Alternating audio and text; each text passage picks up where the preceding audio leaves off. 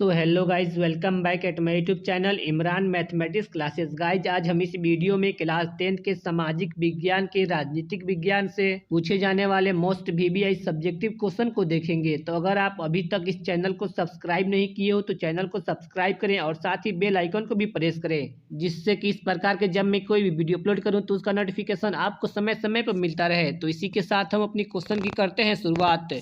इसमें हमारा पहला क्वेश्चन है, भारत में किस तरह जातिगत असमानताएं जारी है, स्पष्ट करें। यानी इसमें कहने का मतलब है कि भारत में आजकल जाति के आधार पर क्या क्या चल रहा है या क्या जातिगत असमानताएं जारी है अभी भी भारत में, उसी को हमें बताना है।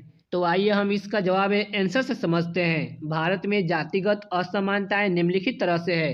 इसमें पहला असमानता यह है कि अस्पृश्यता का पूरा तरह अंत नहीं हुआ है।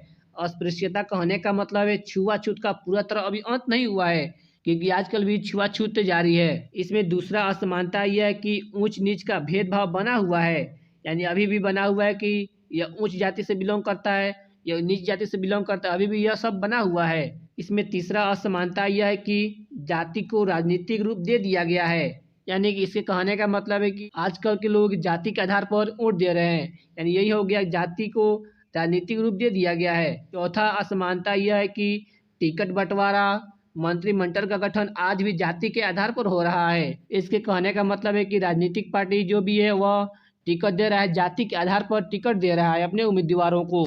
तो मैं उम्मीद करता हूं कि आपको यह क्वेश्चन समझ में आया होगा। तो इसी के साथ हम अपनी अगले क्वेश्चन तक बढ़ते हैं। इसमें हमारा अगला क्वेश्चन है, बिहार में हुए छात्र आंदोलन के प्रमुख कारण क्या थे।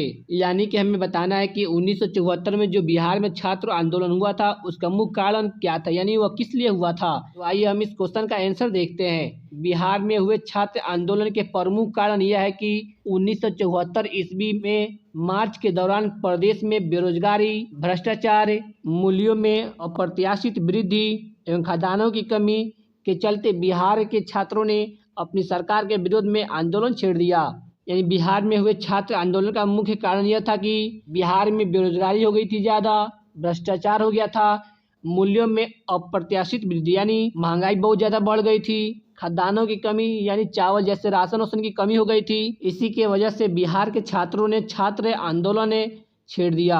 इस आंदोलन का नेतृत्व करने के लिए छात्रों ने जयप्रकाश नारायण को आमंत्रित किया।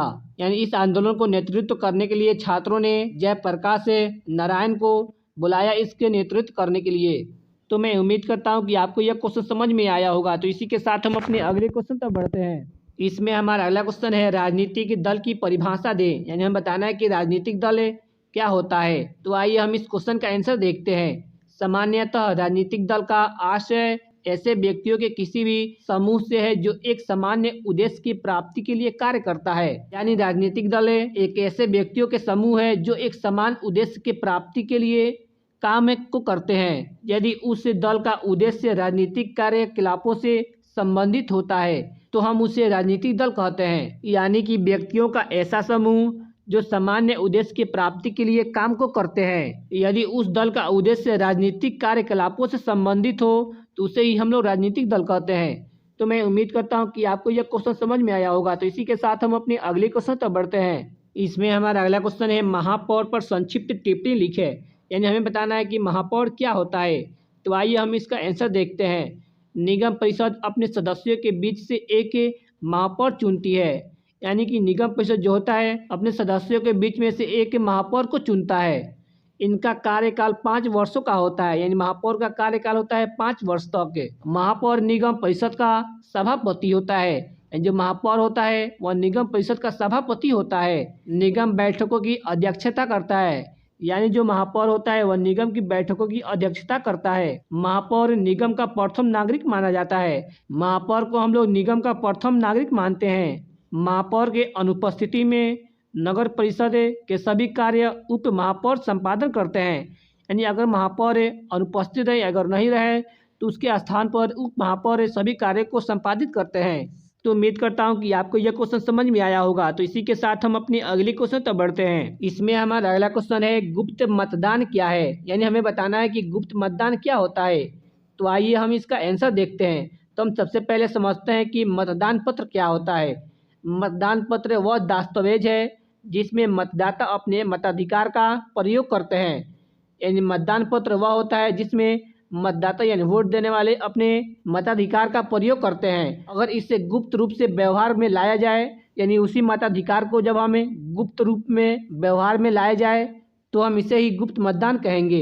इस प्रकार की पद्धति अपनाने से यह लाभ होता है कि किसी को यह पता नहीं चल पाता है कि किसने किसके पक्ष में मतदान किया। अगर हम गुप्त मतदान की पद्धति को अपनाते हैं तो इससे किसी को भी मालूम नहीं चलता है कि जो हमने मतदान किया वह किसके पक्ष में मतदान किया है। तो मैं उम्मीद करता हूं कि आपको यह क्वेश्चन समझ में आया होगा। तो यह क्वेश्चन हमारा लास्ट क्वेश्चन था। तो thanks for watching this video. अगर आपको यह वीडियो पसंद आया होगा तो वीडियो को लाइक करें और चैनल पर नए हो तो चैनल को सब्सक्राइब करें। तो thanks for watching this video.